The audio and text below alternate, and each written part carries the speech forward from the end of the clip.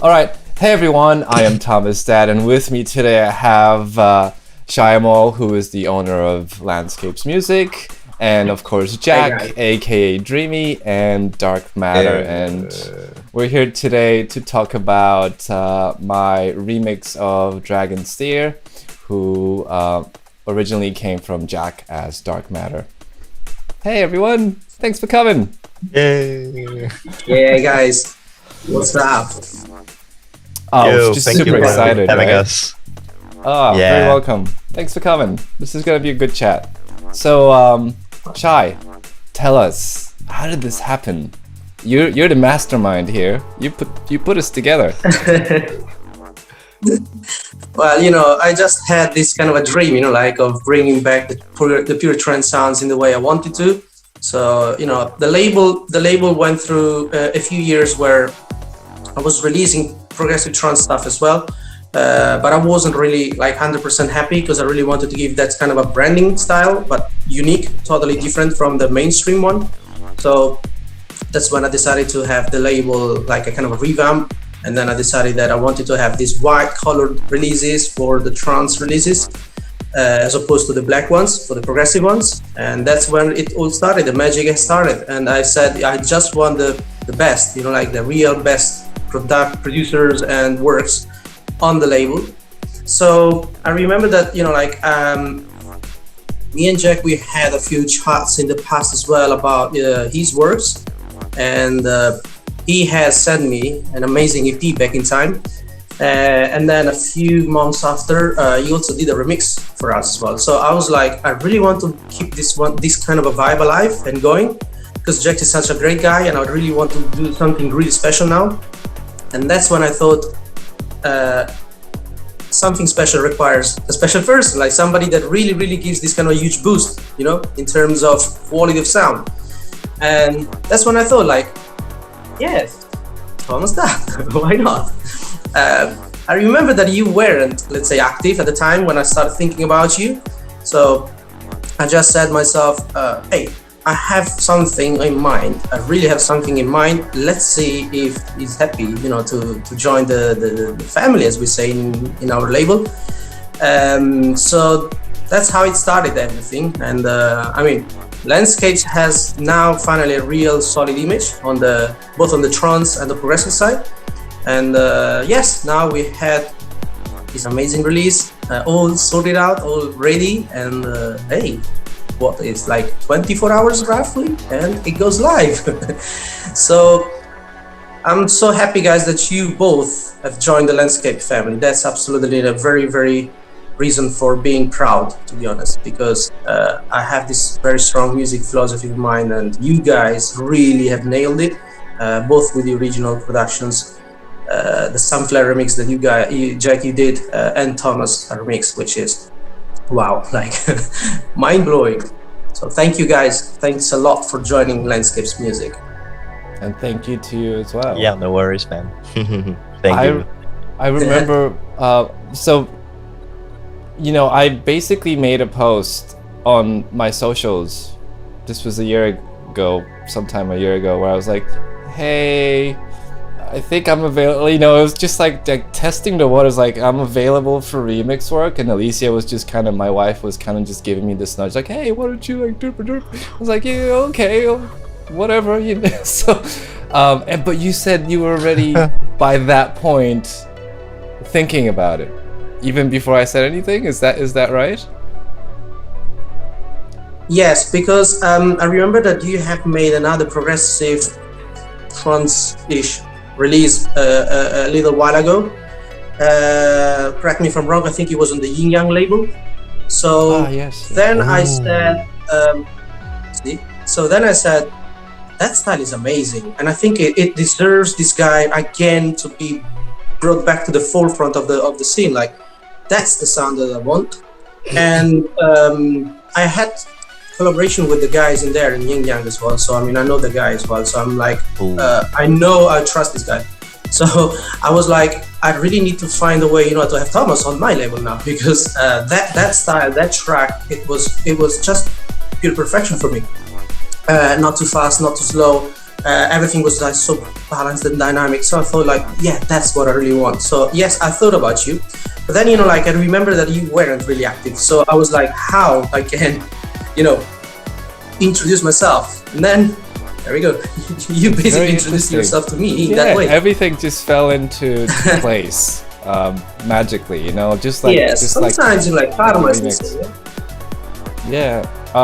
So yes, Jack, exactly.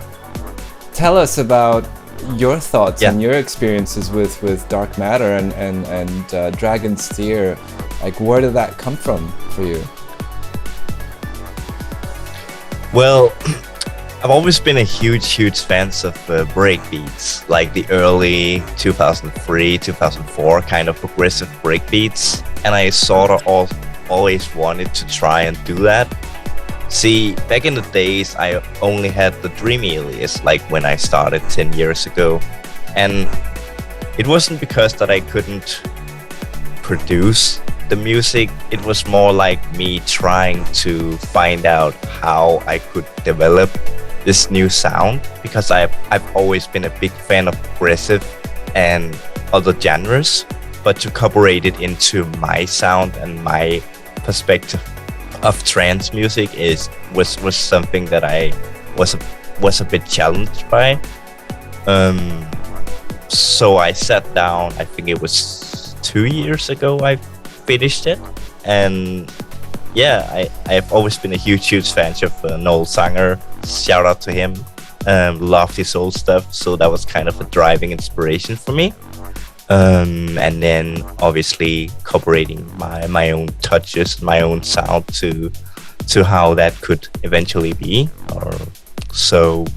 And yeah, I just went with the flow really. It was like a 2 days finished track, I think. What? So, 2 days? Oh my god. Yeah, I know. Yeah, and this is the thing. I usually don't have the inspiration for doing tracks like these, but when I get inspired, I really get fired up. So I have this technique. I'd rather finish tracks that I have the ideas from and then give them a break, and I usually come back to it, because then you have the ground up idea that you can always work on, you know. But yeah, this one was like 2 or 3 days. So it's amazing. I've never made I've made something maybe in a week, but not too. Okay, no, that's not true. The chill out stuff, you know, I can do that in a day. That's just, you know, you just play with some pads and stuff like that, and it's beautiful and it's done. But a full song in 2 days, that's impressive. So kudos to you, buddy. Cheers, man. Yeah. I was gonna say, you know, the flow is very important to music. A lot of producers know this, and a lot of us, we find that we get lost in resistance as well, quite very easily. And we spoke about resistance earlier before we actually got on here, and what that looks like. And what it looks like is, you know, like you're in that flow, everything is just falling into place. You're having the best time of your life, pushing all the keys and getting all the sounds, and the melodies are falling together like little puzzle pieces. And then something happens. I don't know what it is. It's always different, but you know, there's this wall that you hit. It's like you fall on your face on the floor, and you're like, whoa. Okay, well, I'm alright. I'm just gonna keep, like, you're not even standing back up. You're just crawling on that floor. Like, I'm gonna make this happen. You know, like, I'm gonna crawl to the finish line. I'm gonna make sure this is as good as I want it to be. But then once you hit that resistance, you just keep forcing it. And the more you force it, the crappier it gets. But somehow, in our heads, we wanna keep going. So, this track, when I was doing the remix, I was actually thinking about this the last few days, because, you know, leading into this conversation, like, what the hell am I going to say? And the whole thing was made in the flow. Not, obviously, it wasn't in 2 days. Shy, you remember, I did have a lot of things would come up for me, whether it was with personal life or emotional issues. But every time something did come up, I was like, there's no way I can work on that song right now. There's no way, because then I'm just going to bring all this baggage and stresses and anxieties and all that other shit that no one wants in music, right, into the remix. So I had to take the necessary breaks before I would continue working on it. But every time I did work on it, I was in the flow. And when I was thinking about it the last 2 days, like, if I was to go back and try to redo that remix, I probably would fall on my face, because I just thinking about it with that analytical mind, I don't know how I did it. like with the melody and everything, I was like, how the hell did I get there? You know, you just sit down, you push some keys on the keyboard, and then when you're in the flow, it just kind of happens. You could spend a whole day, maybe I spent a whole day just writing the melody, but it happened. And if I was to try to revisit that, like, oh, let me try to do something like that right now, I probably wouldn't know how to.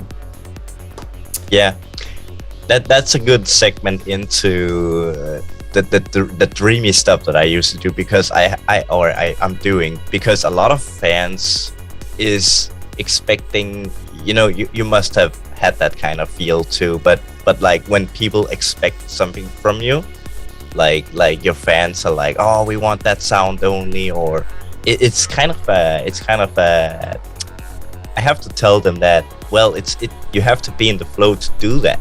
You can't sit down and you can't make it work if you can't get it to work, you know? I mean, it's like yeah, it's a common problem I think every producer faces with a new alias or a new stuff. Like, oh, your old stuff was so much better and blah blah blah. And I like the concept. I just find it a bit like people are like over you with that. Oh, we want this sound only, and it's like, but I'm also developing myself. Yeah, I you're like growing it too, as but a person, yeah, and yeah. as an artist. Like, if you just keep doing the same Exactly. shit over and over again, you're gonna lose your mind. And I did that for a while. Let's say at the peak of my career back, 10 years ago, whatever it was now. Yeah. I was getting to a point where I was literally recycling my sounds and my structure, and just doing like, oh yeah, you want a remix? Okay, you know, like, so 2 weeks, like I was doing stuff every 2 weeks, so which was pretty fast for me. But I got bored. Like, I started going like, even I'm getting bored of my own stuff, which that's a problem. And I started getting embarrassed when the kicks and the claps would start like canceling each other out when you're mixing. Oh yeah. I was like, oh, this is really bad. Like, it's just lazy producing. So for me to get out of that, I think I just really needed to completely disconnect from everything, which is why I wrote that the Chill Out album, because I'm just like, no, I'm done rinse and repeating and ticking the boxes. I just need to express whatever needs to come out in its fullest, and then, you know, come back to trance music and come from a place of doing something different every time. Like, just sit down, get in the flow, push a bass key, and go like, oh, this is a good bass. Like, where am I gonna go with this bass? I don't know, but I really like this bass. And then maybe go, well, here's my pattern. Now let's find a kick that goes with it, as opposed to like, here's my sound pack and my templates and my kick and my bass, and just keep doing it over and over again. And I think, like, even with you, exploring new sounds and styles, and exploring yourself further deeper into your heart space and your soul and stuff like that. I think at the end of the day, when you give everything into a project, your fans will resonate with it because they will be connecting to who you are in that piece of music. As opposed to like, can you make it sound like that? Well, like, I could make it sound like that, but it's not gonna feel good because I'm forcing it. Like, but with you know that there is a thing that sometimes people they don't remember about the producers. Are we talking of the real producers, right? Anyway, so there is a thing about them that is, we are not robots. We are human beings. So they sometimes they don't remember that, you know, like the moment you ask, even when someone asks me for a remix, and I'm like, the fact that you like my style doesn't mean that I will do the remix exactly as I was doing it. Like, it could be something totally different because that's what I feel with that specific track. And you must face it, you like. So from a label point of view, I think it's really important to take this into account when you contact people and you offer them a remix, because you can't really just tell them like, I need a remix and I want it to be exactly in that way, because it really doesn't make any sense at all. It's like you guiding somebody's feelings just because you felt something for a track of them, which is not what music should be. Music is so subjective, right? So the moment you do a track, the 10 minutes later, you just feel something different for the same track. You've created a sound, you've created a plucky synth, and then all of a sudden you say, yeah, I like this one. The morning after you wake up and you're like, what the hell is that? So it happens to all of us, right? So think on a bigger level, the whole track. You can't just say, I'm just gonna do the track in this templated way just because I did it a month ago for the other track. It just doesn't make any sense. No. So you really need to think about what you feel. And that's when Thomas said that, like he had some, things to face. And I'm like, absolutely fine, man. Because that's really one of the strongest and solid principles of at least my label. I'm just talking about my label, but it's all about you have all the time you need for the remix. That's it. Because making a remix sometimes is even difficult than just thinking about making an original. Yeah. Because it's blending two music philosophy together. And in some occasions, you want to have them sounding perfectly for a third music concept, which is the label one, which sometimes is even different than the original and the remixer, right? Yeah. So there's so much in place if you think about just when you want to set up a release. So, I mean, I'm totally with you on that aspect, guys, because really understand that, like making a track is not easy. It isn't. And you really need to have your focus, mental health first of all, right there. You need to be absolutely there and be happy to do it. If you're not happy, just go do something else. Do something. Yeah, exactly. Change music style. Listen to different type of music instead of just like focusing on just the same track, the same style, the same artist for 10, 15 years. Just explore new words, explore something that is different, or sometimes go out for a stroll, like go out for a walk, and that really gives you so many inspirations that you maybe will never have when you sit 10 hours right in front of a PC. Yeah, I'll tell you something that I do. Like I mentioned it before, but I used to when I'm struggling with a certain track or something, I usually turn on my Switch or my PlayStation and play something heavy. I usually go for role-playing games because they have a story which you can kind of soup yourself into, and that's where I usually get my inspiration. Like Dragon's Tear. It's like a reference to something adventurous. So yeah, that's what I do, at least. Yeah, absolutely. I mean, the little fan base that I have. But they know for sure that, like, the Horizons tracks, they are like named after places around the world, because that's what I do sometimes to get inspiration. Yeah. So just start watching documentaries and, even sometimes talking to people that have just come back from a trip and they describe to you and they show you pictures from that place. Yeah. That's so inspirational sometimes. So again, just find something that really gives you that super vibe, that thing that really makes you feel good. And then if you feel good, that's when you can start working on music. Because music is really like here. It takes a lot here. And if here is not, perfectly fine, then just step back. Yeah, give it a break. Exactly, always. Because they say you need music, to cope with life's problems, and I'm absolutely agree with that. But again, always think that making music, you're not just listening to music, and it's different. Making music means that you have to make it also good, like quality, production, technically. So sometimes just don't start if you really don't feel it. Nobody wants tired producers. We want excited producers, right? Yeah. Ambitious and excited producers. That's what we want. And you don't want like producers to be putting their lower vibration. So like anxieties and stresses and anger and depression. Nothing wrong with those things. You can make amazing music out of those things, but don't like make a whole song just around that. Like, I don't want to be angry when I like 140 has this thing where it's just like angry and in your face and really energetic, and that's great, but you could give us some anger and then maybe tell us a story how you got out of that anger, and then build it all together, where at the end you just have this beautiful combination of like, I was angry here, and then there was hope, and then after like this is the resolution, and I'm just like feeling amazing. And you could have all of that shit in a track, and it's okay to feel those emotions. But everyone, well, not everyone, but a lot of people, just the producers, they get lost in one feeling, and then just they're not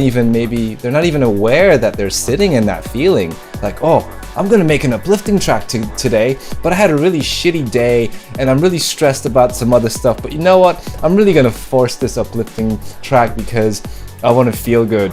Well, I'm pretty sure that uplifting track is not gonna feel good to anyone, and no one really wants to connect to that, do they? I don't. Yeah, I think Shy knows that I've been through a lot of rough stuff as well. Like, we talked about it. And usually my dark matter stuff some years ago were very dark, but this is the thing that you said, Thomas, like we used to describe a story.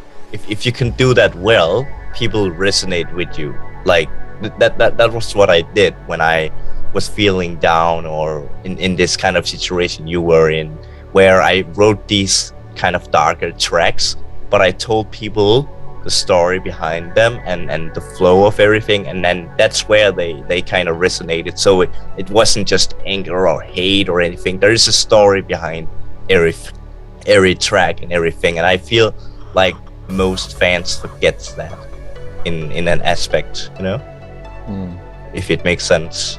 That's just my point of view. There's nothing wrong with your point of view. I very much appreciate you sharing with us how you feel about these things and how you express yourself in music. Because at the end of the day, music it's a reflection of who you are. Like, you are your music, and your music is you. So you really have to take control over who you are and how you feel and what you want to do with your life and what you want to do with the song and how you want to express yourself, and maybe even take it a step further. Like, what do you want to do for the people that connect with it? Because it's okay, it's easy for us to just go like, oh, this is what I'm going to do today, or or anger or depression, this is me expressing those feelings in the music. But then, like, taking things a step further, it's like, well, what can I do for them? How can I make them feel?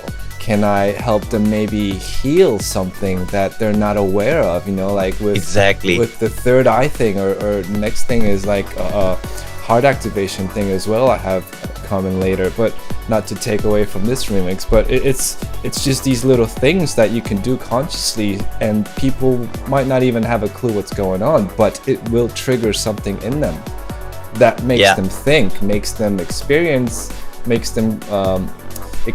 like a multi-dimensional journey. Like, you close your eyes and you're like, what the hell just happened? Why don't I get this from every song? Because most of the time the producers are very focused on the surface. They're not going deep enough, and it the boggles bare my bones. mind. The bare bones, like ticking the boxes, and it boggles my mind. Not to name any names, because like we don't want to shame anyone, but like, how are you making the same song for like your whole career? Do you know what I mean? Like, there are producers out there that are I don't know if they're thriving, but they're well known and whatnot, but the songs they're making now sound exactly the same from 10 to 20 years ago, and I'm just like, are you not bored? Like, what are you doing? There's so much more you could express and tell us. Try different sounds, try different emotional states. Take us on a journey. Don't just rinse and repeat your sound banks over and over again. I think it also has to do with the fans most of the time, because again, like I said before, they expect a lot from you. And if you are a 99 producer, like from back in the days, people expect something from you. It must be really hard for the producers who back in the days used to do that sound, and people expect you to come up with that kind of sound. I really feel for some of the bigger names, how they probably like the stuff they are doing, but not to the fullest. I don't know if you can get with me here, but yeah, that's how I think. Yeah, I mean, I remember, Lange was saying in one of his interviews that one he has done on his channel on YouTube, Music Express, and he was saying that like he was committed to do a couple of remixes, which one of them was the Braveheart one. And then he said like they listened to another track, it was great, so basically he had to use this kind of the same template. Yeah. Boom, bam, done, and then adding strings and like Cielo, whatever was on the track, and the remix was done because that's what they wanted it. It became a huge hit, of course, but I'm wondering. I mean, I love the track. Don't get me wrong, I absolutely love it. But don't get me wrong, like, is that track really you? Like, are you really happy of what you've done in the studio? Because in the end, when you walk out, when you sit in the studio, it's one thing. But when you walk out, you really should feel that kind of a vibe, positive vibe, saying, that was good. You should have the track on repeat or something, in your head. That tells you if it's good, you know? Exactly. Yeah. So if you feel like, that riff, that lead, that sequence that you've just created sounds perfect, and you're like, I can listen like for the next 10 hours and I'm not getting tired of it. Yes. It's a good feeling. You got it. You got the right thing. You're doing something really good. But like Thomas said, this can happen because you're sitting there and you're doing it and you're trying, like, because you really want to play with, sounds, because that's what it is, right? We are creating sounds. We're not just taking somebody else's sound and then sticking there, export, mix down, job done. That's not like that. So you really need to feel that. And and that's why, I mean, again, it's good that you want to do like something, you like it, you want to do it for another few times, for another few productions. But then again, you really should feel something like, okay, now let's start change something, at least, I don't know, in the bass sequence or in the main key of the track, or like the way the breakdown develops. Just start changing things sometimes, because otherwise, really exporting the same tracks 10 times in a year and then giving 10 titles, it really is weird. I mean, that's what you feel. That's the industry in a nutshell, man. Yeah. But again, we're not here talking about people, like specific people. We're just talking about what is going on and why I really feel, from a label point of view, why I really feel like this remix by Thomas is, giving something fresh. Because this is what I think we are after, everyone is after. We need to hear something that is fresh, not something that really makes you say, here's another one. You don't really want to say that. You don't want to say that. You want to say, that's the track by X artist. Because I feel it. I can feel it from the very first 10 seconds of the track, right? I think this is what is really lost from the very, very golden age of trance music. That's what, at least personally, I'm missing, like spotting those sounds, like, that perk, I remember that's, I don't know, Bronx Speed sound back from the euphonic age. I remember that. That groovy bass, that's Matt Darey style, and you can recognize it. It's just like bang, driving there, like down on the low ends. Yeah. That's what I really feel like we are missing. And Jack has a style that you can recognize in the Dark Matter project so much. I like that. I like the fact that you, Jack, wanted to go into this new cape, into this new style, because that really, really, I think, gives you so much, really so much to your productions. Yeah. definitely. I like the fact that you have sent me those tracks, and Thomas, again, I keep saying it, but you nailed it. So you bring things to another level, to another dimension for sure. That's what we need to do, everyone. I mean, if you want to sit in a studio, take your time and be patient. Don't rush. Don't rush it. That's never a good thing. Be patient, really. It takes a lot of time to have the perfect cake, right? Yeah, definitely. And then it's never really perfect, is it? And then it goes out into the world, and then you listen to this part, and you're like, yeah, I should have done this instead. Blah blah blah. But that's a trap, because then you start going down a vortex of I should have done this. It's not good enough, and blah blah blah. And then you're attacking yourself, and how are you gonna make good music from that space? You're not. Yeah. But don't worry, because there will be always the best track in your opinion, but that snare is always out of place. So that's right. It's always driving you crazy when you have to shape the perfect snare sound for some reason. I give for granted that in life there are some certain things like death, and your snare is not right. That's it.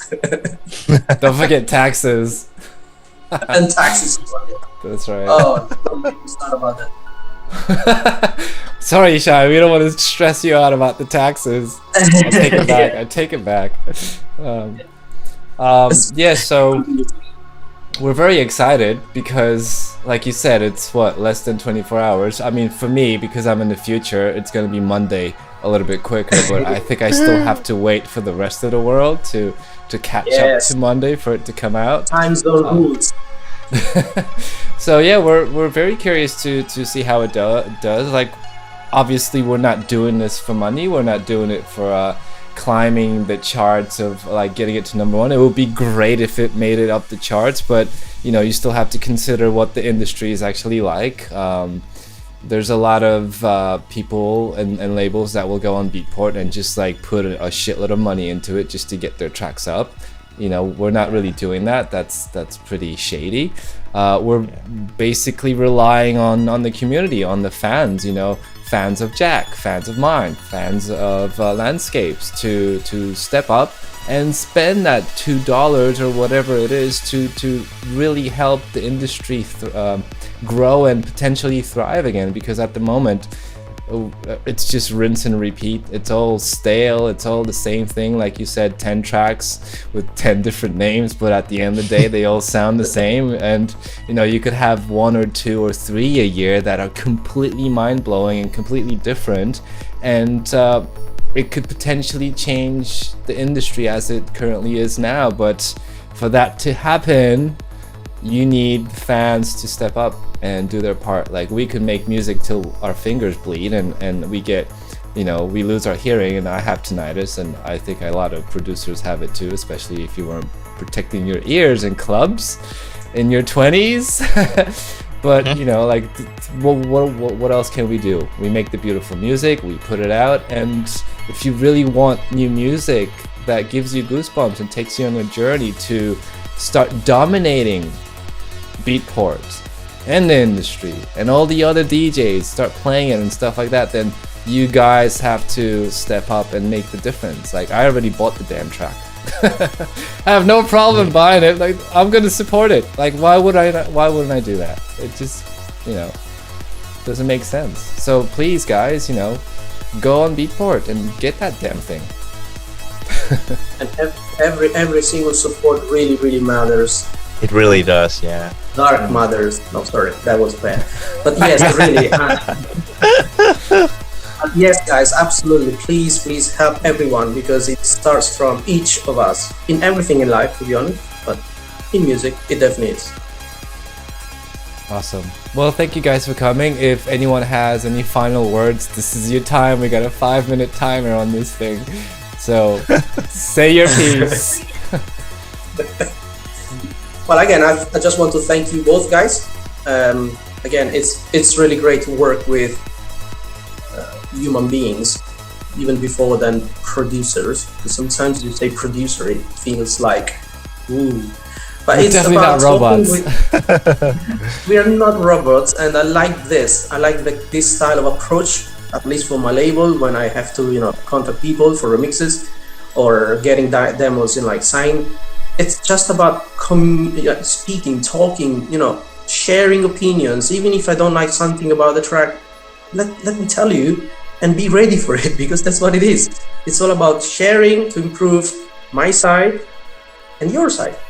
And so again, thanks a lot, because it was a really great journey with both of you guys for the single originals and then of course the remix.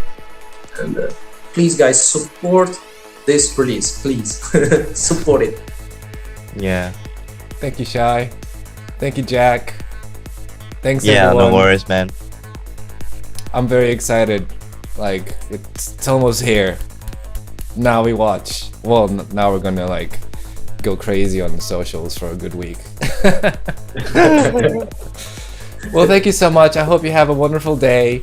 My day is ending, as you see. Like, I got no light on my face anymore because the sun is setting, but it was a beautiful day and I enjoyed it, and I was really looking forward to having this chat with you guys, and I can't see a better way than to end it than with you guys. Ours has just started.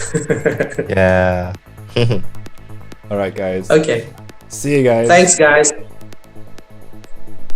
See ya. Bye-bye. Ciao.